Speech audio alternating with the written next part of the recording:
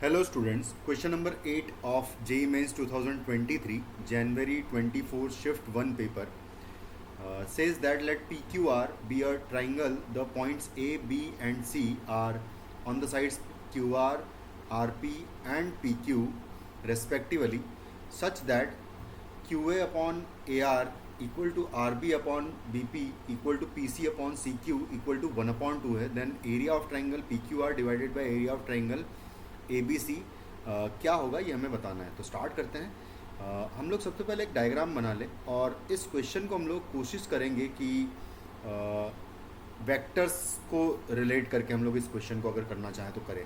ठीक है, तो देखो किस तरीके से करेंगे. सबसे पहले अगर मैं डायग्राम बनाऊं तो मान लो कि आपका डायग्राम जो है कुछ इस तरीके से आपको मिलेगा. ठीक है, मान लेते हैं कि ये आपका initially P Q R triangle है. पी यहाँ कह देते हैं हम लोग, क्यू इसको कह देते हैं और ये आर कह देते हैं. ठीक है, तो ये पी क्यू आर कुछ ट्राइंगल है हमारा. उसमें भी हम लोग पी पर मान लेते हैं कि ओरिजिन है, यानी कि हमारा ये ज़ीरो वेक्टर हो गया.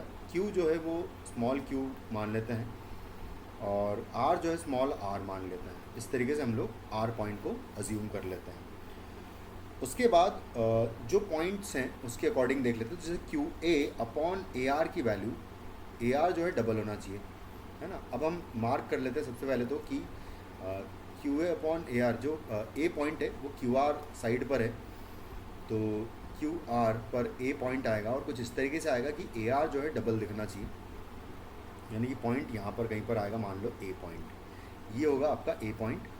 उसके बाद सेम में मैं आर बी और बी पी की बात करें तो बी से पी से एक्चुअली बी पॉइंट जो है थोड़ा सा दूर होगा, तो कुछ इस तरीके से मान लेते हैं. ये होगा आपका बी पॉइंट. और सेम में मैं इधर सी पॉइंट अगर अज्यूम करूँ मैं तो सी क्यू जो है ज़्यादा डिस्टेंस दिखनी चाहिए, यानी कि सी पॉइंट कुछ यहाँ पर आ जाएगा, ये हो जाएगा. तो वो चाहता है कि इस ट्राइंगल का एरिया और जो गिवन ट्राइंगल है इन दोनों का एरिया जो है का रेशियो क्या आएगा ये हमें पता करना है. ठीक है, तो सबसे पहले हम लोग क्या करते हैं, अगर ये 1:2 दे रखा है, ये भी 1:2 है और ये 1:2 कुछ इस तरीके से आपको दे रखा है, तो हम लोग क्या करेंगे, ए बी सी पॉइंट्स के कोऑर्डिनेट्स हम लोग निकाल लेंगे. और कोऑर्डिनेट्स अगर निकालेंगे तो सबसे पहले ए के कोऑर्डिनेट की अगर मैं बात करूँ तो क्या ए का कोऑर्डिनेट डायरेक्टली मैं सेक्शन फार्मूला से लिख दूंगा और उसको क्या लिखेंगे, 1 मल्टीप्लाइड बाय आर और प्लस 2 मल्टीप्लाइड बाय क्यू आएगा और डिवाइडेड बाय 3 आ जाएगा. ये हो जाएगा आपका पॉइंट ए. ठीक है, क्योंकि 1+2 हो जाएगा 3. सेम में मैं सी पॉइंट की अगर मैं बात करूँ तो ये actually Q multiplied by zero करूँगा मैं, सॉरी 1 मल्टीप्लाइड बाय क्यू करूँगा और फिर 2 मल्टीप्लाइड बाय ज़ीरो होगा, यानी कि क्यू अपॉन 3 जो है डायरेक्टली सी पॉइंट में लिख दूंगा. तो ये हो जाएगा आपका पॉइंट सी, जो कि हो जाएगा क्यू डिवाइडेड बाय 3, है ना. तो इसको हम लोग यहाँ पर लिख लेते हैं, क्यू डिवाइडेड बाय 3 जो है हो जाएगा आपका पॉइंट सी. सेम में मैं बी पॉइंट के कोऑर्डिनेट्स अगर मैं लिखूंगा तो बी पॉइंट के कोऑर्डिनेट्स आप बिल्कुल सेम में सेक्शन फार्मूलाज लिखोगे तो 2r/3 जो है आपको नज़र आ जाएंगे. अब आप क्या करो कि क्योंकि मुझे एरिया निकालना है इन सबका, तो सबसे पहले तो अगर मैं एरिया ऑफ ट्राइंगल एबीसी की बात करूँ तो मैं यहाँ लिखता हूँ कि जो एरिया ऑफ ट्राइंगल एबीसी होगा, तो area of triangle ABC will be equal to, है ना. एक काम करते हैं, एरिया ऑफ ट्राइंगल एबीसी हम लोग लिख लेते हैं इस तरीके से कि मान लो कि है ना, एरिया ऑफ ट्राइंगल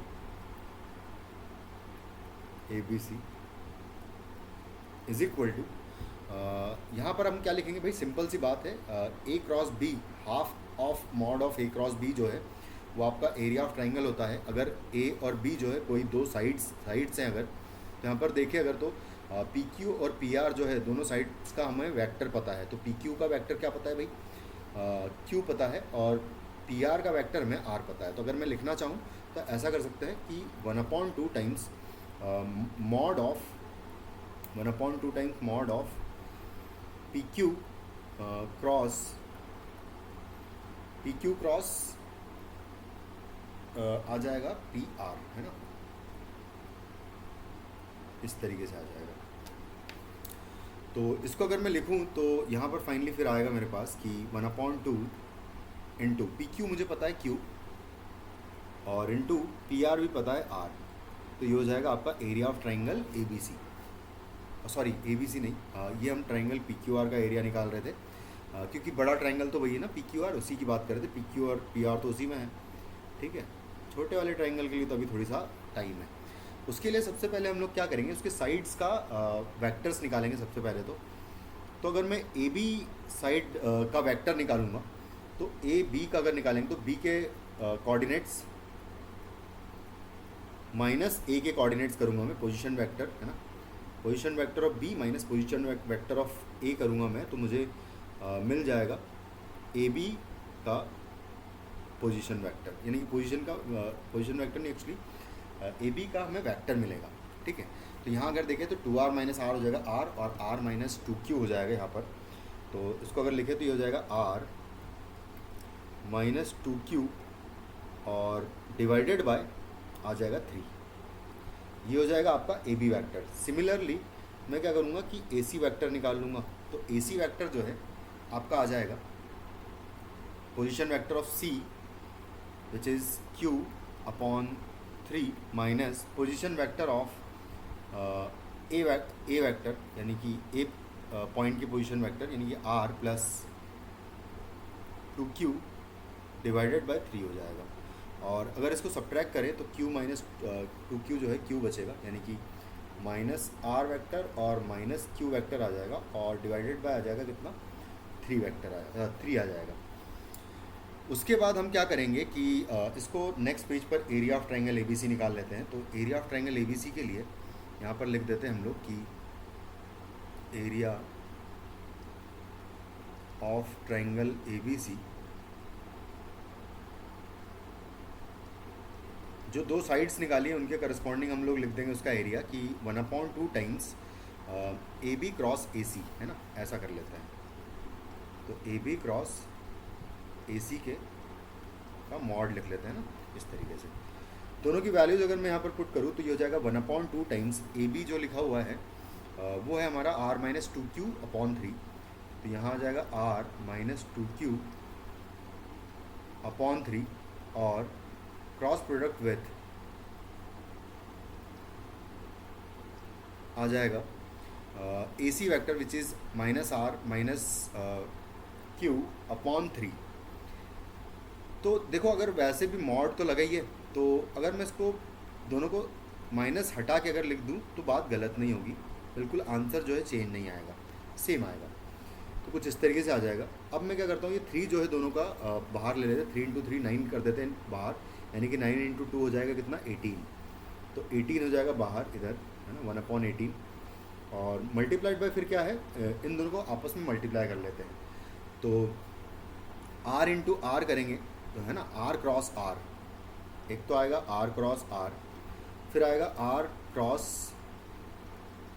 q, फिर आएगा माइनस 2q क्रॉस r, ठीक है, और आएगा फिर माइनस 2q क्रॉस q। और हम जानते हैं कि क्रॉस प्रोडक्ट में अगर a क्रॉस b देखें तो क्या होता है भाई, a cross b equal to होता है mod of a mod of b, और इनटू होता है sine of angle between them, यानी कि sine of angle between a and b। तो अगर यहाँ पर देखें तो r और r के बीच में एंगल कितना होगा भाई, 0 डिग्री होगा या नहीं होगा, यानी कि साइन थीटा की वैल्यू हो जाएगी 0। और अगर साइन थीटा की वैल्यू 0 हो जाएगी तो यानी कि यहाँ तो 0 आ जाएगा। प्लस r क्रॉस q को तो r क्रॉस q ही रहने देते हैं एज इट इज़, और माइनस ये लिखा है जो, इसको हम लोग प्लस 2 करके, और इसको भी हम r क्रॉस q लिख सकते हैं, क्योंकि मैं जानता हूँ कि a cross b is equal to होता है minus times b cross a। इस वजह से हम लोग इसको इस तरीके से चेंज करते हैं। सेम वे में इसकी वैल्यू भी क्या आ जाएगी, 0 आ जाएगी, क्योंकि सेम वेक्टर है, एंगल जो है 0 होगा इसके बीच में, है ना, दोनों वेक्टर्स के बीच का। तो ये आ गया आपका इस तरीके से, है ना। और फाइनली फिर मैं यहाँ पर लिखूँगा 1/18 और r क्रॉस q और r क्रॉस q ये हो जाएगा 3 टाइम्स आर क्रॉस क्यू, तो 3 इंटू आर क्रॉस क्यू लिख देता हूँ मैं। और देखो फिर से मैं बात यही कहूँगा कि अगर आर क्रॉस क्यू लिखा है तो मैं उसको क्यू क्रॉस आर का भी अगर मॉड लिख दूँ तो बात गलत नहीं होगी। ये 3 से ये 6 टाइम्स कैंसिल आउट हो जाएगा, तो बचेगा 1/6 टाइम्स क्यू क्रॉस आर, कुछ इस तरीके से आ जाएगा। उसके बाद हम लोग क्या करेंगे, अब बस रेशियो निकालने की देर है। तो हम क्या करेंगे कि लिखते हैं, निकालना है हमें area of triangle P Q R divided by area of triangle A B C, और ये हो जाएगा area of triangle P Q R जो है वो है 1/2 क्यू क्रॉस आर, जो कि हमने लास्ट पेज पर निकाला है बहुत अच्छे से इधर, है ना। क्यू क्रॉस आर का मॉड डिवाइडेड बाय हमें area of triangle A B C भी पता लग गया है अब तो वो हो जाएगा 1/2 टाइम्स, सॉरी 1/6 टाइम्स, है ना। ये अभी अभी हमने जो निकाला है यहाँ पर, और ये हो जाएगा 1/6 टाइम्स क्यू क्रॉस आर। तो यहाँ पर जब हम दोनों को डिवाइड करेंगे क्यू क्रॉस आर से क्यू क्रॉस आर जो है कैंसिल आउट हो जाएगा, और 1/2 डिवाइडेड बाय 1/6 जो है आपको 3 दे देगा। तो फाइनली हमारा जो आंसर हो जाएगा वो हो जाएगा ऑप्शन नंबर 2। Thank you.